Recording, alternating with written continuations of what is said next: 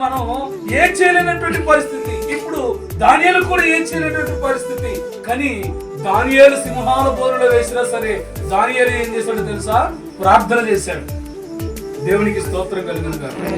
సింహాల బోనులో పడి వేసినా సరే దానియేలు ప్రార్థన చేశాడు.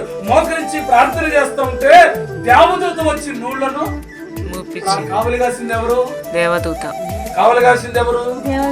దేవదూత వచ్చి సింహాల నోళ్లను ముంచేసింది. దేవునికి మహిమ కలుగును గాక. హల్లెలూయా హల్లెలూయా. దానియేలు సింహాల నోళ్లను మోయించింది దేవదూత. ఎవరి మాట వినొచ్చింది?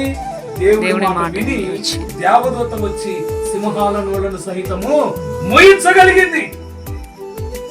తర్వాత ఇదిగో రాజు వచ్చి తన మనసును మార్చుకుని రాజు వచ్చి దానియేలు నీ దేవుడైన యెహోవా నిన్ను కాపాడగలిగాడంటే అప్పుడు వెంటనే దానియేలు ఏమంటున్నాడు తెలుసా?